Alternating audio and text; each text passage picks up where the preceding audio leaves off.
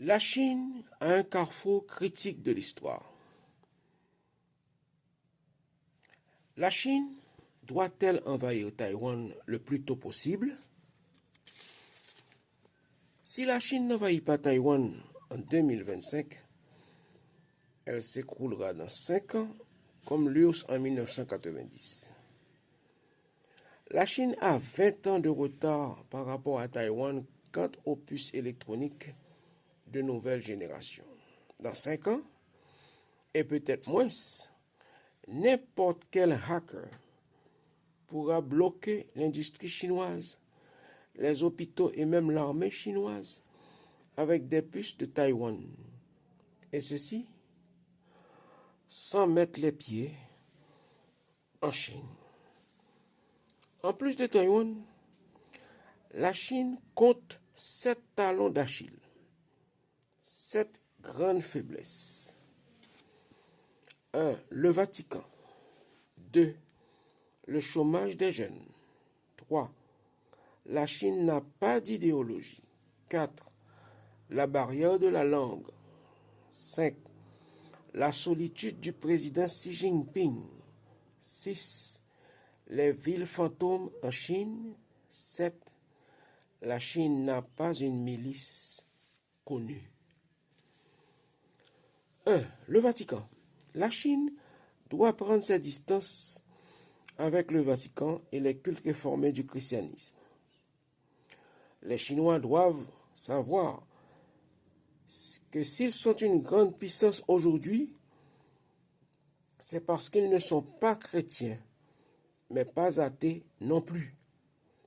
Les Chinois doivent comprendre que s'ils font tellement peur à l'Occident, c'est parce que leur succès signe la fin de la suprématie blanche et du catholicisme sur la planète.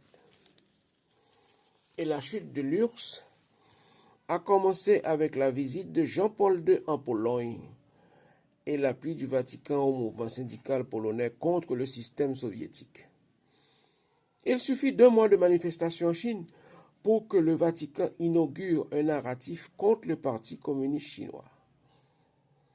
L'avantage avec l'Occident comme adversaire politique est qu'il répète ses méthodes sur plusieurs générations. On peut le voir venir. Deuxième talon d'Achille, le chômage de la jeunesse chinoise. Karl Marx était un populiste irresponsable, un imbécile même. On n'a pas le droit de priver un peuple de sa foi, ni de sa propriété privée. Et Lénine, puis Staline et même Mao Tse-tung n'ont pas compris le cynisme et les limites intellectuelles de Marx. C'est Deng Xiaoping qui a sauvé la Chine de l'erreur soviétique. Deng a valorisé l'initiative de 18 paysans chinois qui fondèrent clandestinement une société anonyme de production agricole. Deng a compris que la mission d'un parti communiste est de construire le capitalisme. Il a étendu l'expérience des 18 paysans à toute la Chine. Deng a fait la prison sous Mao Tse-tung pour avoir dit publiquement qu'importe qu'un chat soit blanc ou noir pourvu qu'il attrape des souris. Ce qui signifie qu'importe l'idéologie en place, pourvu que le peuple mange, s'instruise, s'amuse en bonne santé. La Chine doit créer une chambre de commerce et d'industrie pour les entrepreneurs chinois de 20 à 35 ans. Car le grand bond en avant dont parlait Mao Tse-tung était précisément de sortir rapidement du féodalisme pour créer le capitalisme. Le capitalisme est indépassable. Même le troc était du capitalisme. La monnaie est la dernière invention en date du capitalisme. Le plein emploi est une exigence du communisme et non une faveur faite au peuple par son parti communiste. 3. La Chine n'a rien à vendre comme vision du monde ni comme projet de société.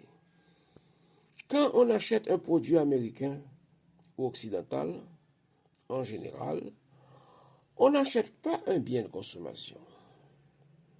On achète de l'imposture chrétienne, du sang et de la sueur d'Africains. On renforce la suprématie blanche sur la planète. L'industrie, et pas seulement Coca-Cola et Hollywood, c'est du soft power impérialiste. La technologie est la première force de propagande, mais elle doit faire pendant à un projet social explicite. Pourtant, la Chine elle-même se propose de devenir la première puissance mondiale en 2049, alors qu'elle n'a aucune opinion connue sur l'esclavage, aucune opinion connue sur la traite négrière par les Arabes d'abord, puis par les Portugais. La Chine n'a pas d'opinion connue sur le projet caché derrière la promotion de l'homosexualité pour sauver le clergé catholique. Pédophile.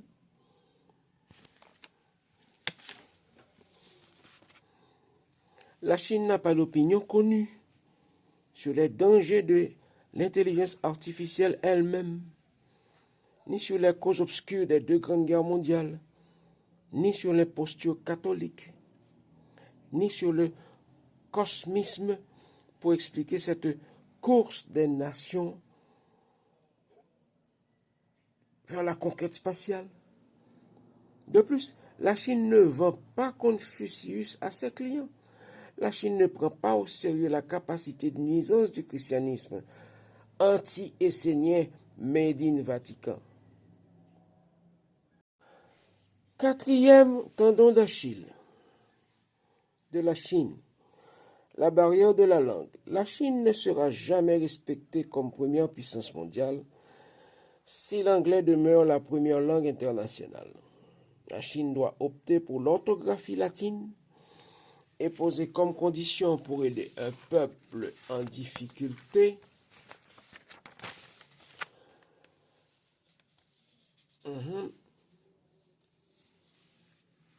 sans exiger que la moitié de sa population parle le chinois comme 2e langue. La Chine devra également rééditer les anciens livres chinois et éditer les nouveaux livres chinois dans la graphie latine. 5. La solitude du président Xi Jinping.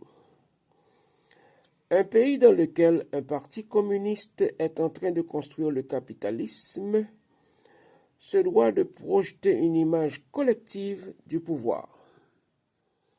Jusque sous Deng Xiaoping, on sentait et on voyait que la figure de proue du Parti communiste chinois était encadrée de figures secondaires non moins prestigieuses que le président et dont plusieurs d'entre eux gouvernèrent la Chine par la suite.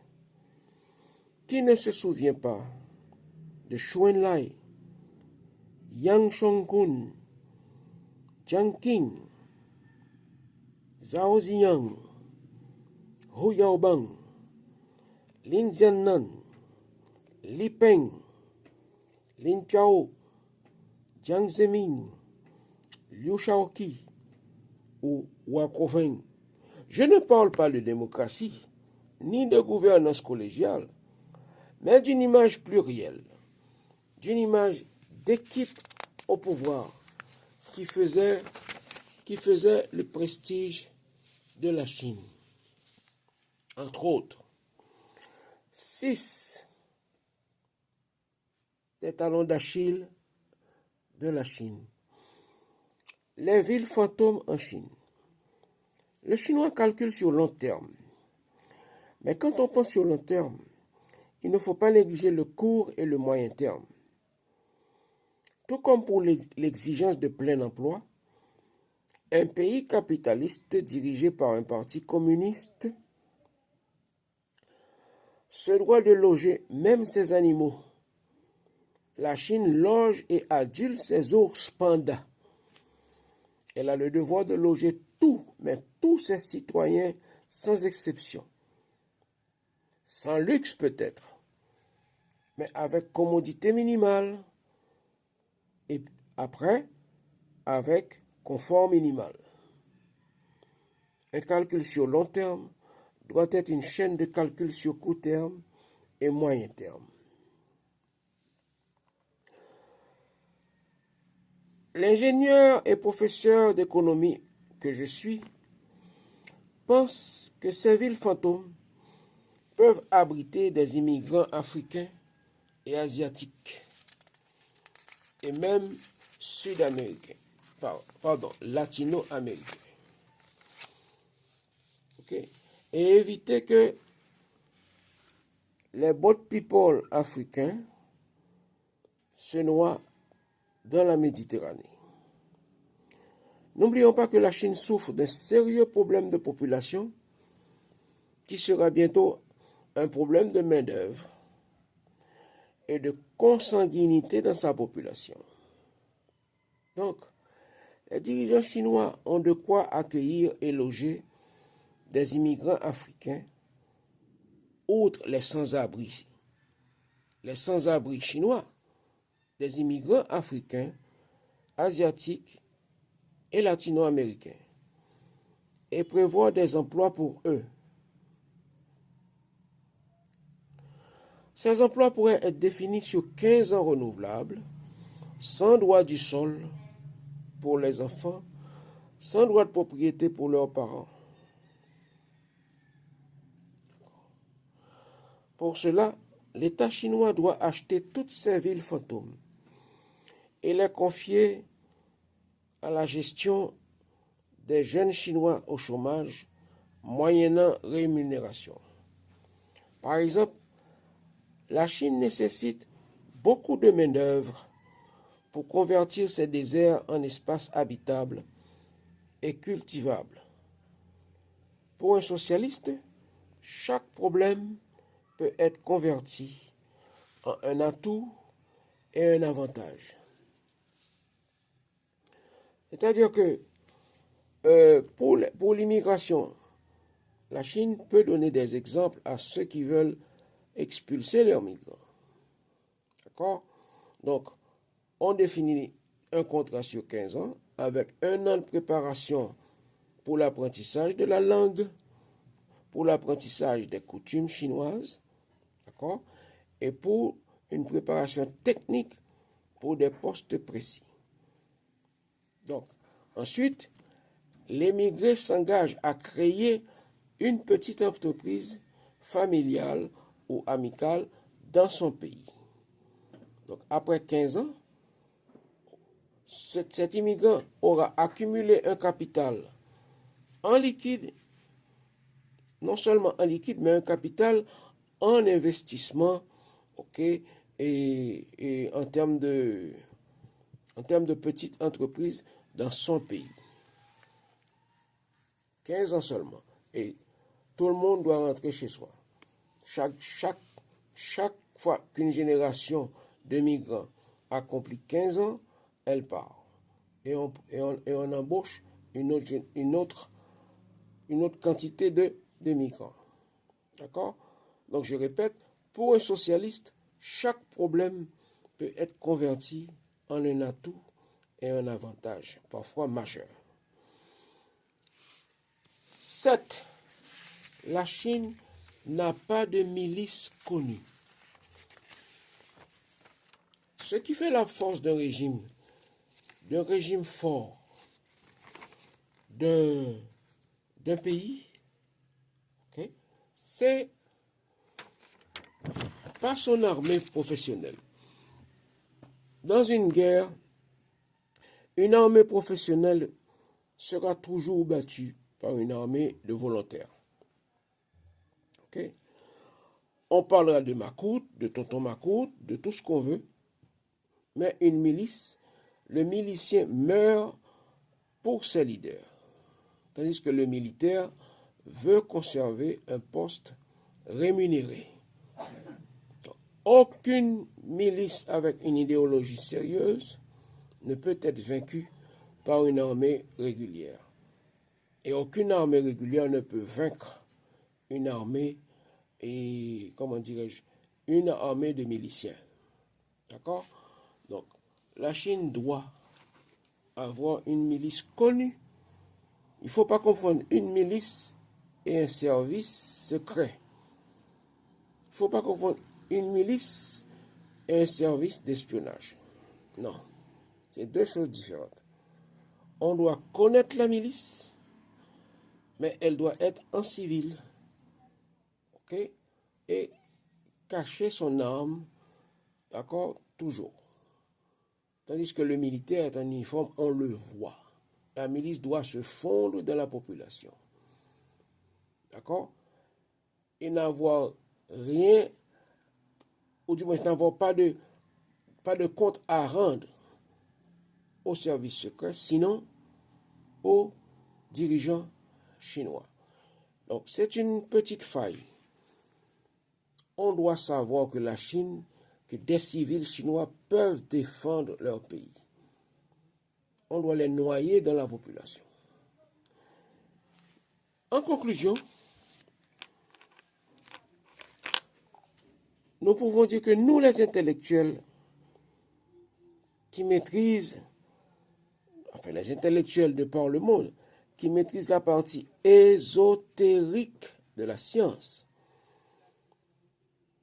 c'est-à-dire la science occulte, c'est ce qu'on appelle la science occulte, la maîtrise des phénomènes non encore intéressés, non encore intéressants pour la science officielle.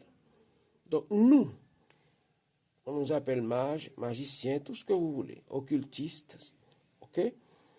Donc nous savons qu'avec l'entrée du soleil dans la constellation du Verseau, parce qu'il faut placer le progrès de la Chine, comment la Chine a pu a pu tromper la vigilance de l'Occident pour arriver là où elle est.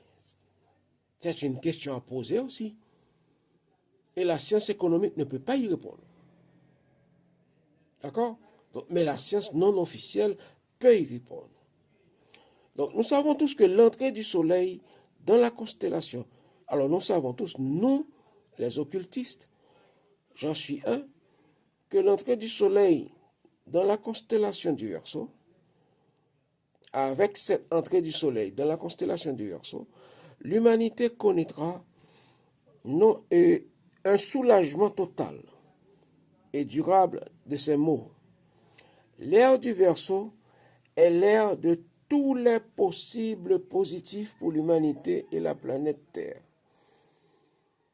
Mais cette ère a été prévue aussi par ceux qui veulent l'hégémonie perpétuelle de la race blanche sur la planète, dont le Vatican, avec tout ce que cela implique de racisme, d'injustice, d'empoisonnement de l'environnement, de suprématie de l'homosexualité, prochainement, comme principe et instrument de soumission, comme sous le règne de Lucifer dans son corps de chair. La race chinoise, c'est-à-dire l'aile blanche, non chrétienne, non raciste, non esclavagiste à date de la race blanche, aux yeux bridés, cette aile blanche, le chinois, c'est un blanc, aux yeux bridés. L'asiatique, pour beaucoup, est un blanc aux yeux bridés, en général. Donc, cette strate, cette partie, ce groupe de la race blanche semble avoir été choisi par Yahvé pour accompagner l'humanité pour débuter l'ère du Verseau, qui durera enfin 26 000 ans. C'est-à-dire que le Soleil et les planètes qui l'entourent, le système solaire, va être influencé par la constellation du Verseau, par les étoiles de la constellation du Verseau, par les soleils de la constellation du Verseau, pendant 26 000 ans. et cette influence magnétique est positive. Tandis que l'ère du bélier qui vient de passer, c'était l'ère où Lucifer a fait la pluie et le beau temps dans le système solaire. Mais il devra s'écarter de notre planète pendant 26 000 ans, avec tous les saloperies qui le suivent. Cependant, ces éternels déprédateurs de la planète, depuis 1912, ont signé un nouveau pacte satanique pour contrarier l'ère du Verseau, qui commença théoriquement en l'an 2000. Et depuis le trentenaire 1914-1945, c'est-à-dire les 30 ans, de 1914 à 1945, nous voyons les résultats, nous voyons les effets de ce pacte satanique. Nous voyons avec toutes les guerres qui fournissent des cadavres pour nourrir les entités cannibales réveillées en 1912. Nous y reviendrons dans une autre vidéo. Ceci pour dire que le passage de l'ère du Verseau ne sera pas une soirée de gala. Les forces du mal ont contrarié l'Union soviétique parce qu'elle est orthodoxe. Donc, le Russe demeure un peuple chrétien parce qu'orthodoxe, sous l'influence du Vatican et sous l'influence aussi du pacte satanique chrétien depuis 24 000 ans. Depuis 2024 ans, pardon. Je l'ai compris tard. J'ai cru également pendant un temps, alors je l'ai compris tard, j'ai compris tard que la Russie de Vladimir Poutine ne pouvait pas être la leader de la planète. La Russie ne peut pas sauver la planète. Donc, j'ai cru aussi pendant un temps que qu'une victoire de Kamala Harris aux États-Unis pouvait signifier que le pouvoir féminin allait débuter l'ère du Verseau. Je pensais qu'avec Kamala Harris, dans un pays aussi fort et important que les États-Unis, d'accord, les femmes du monde entier allaient se réveiller et faire face aux forces du mal. D'accord? Ça devra arriver, mais je me suis trompé. Kamala Harris n'avait pas cette mission-là. Donc, j'ai appuyé sa campagne.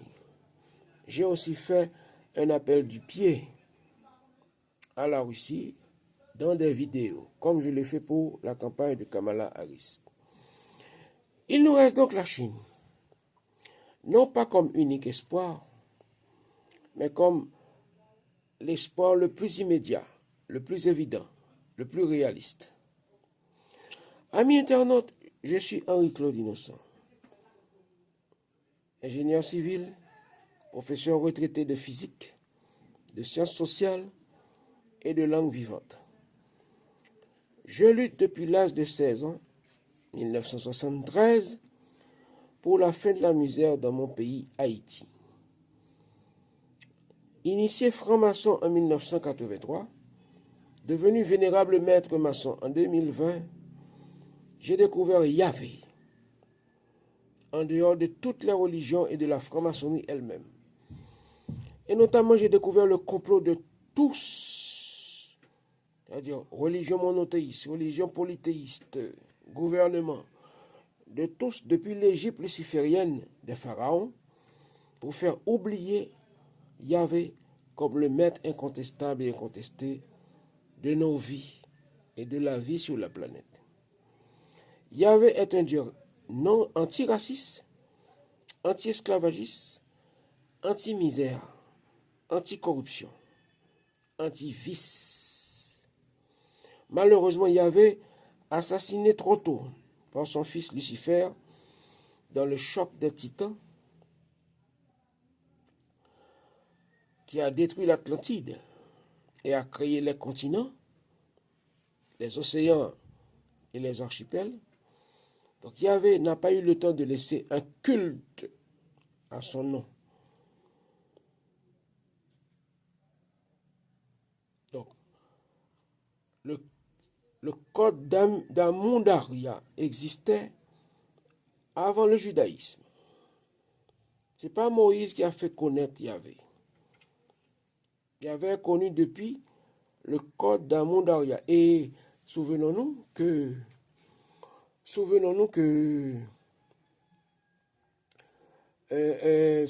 que Abel avait offert déjà un sacrifice à Yahvé.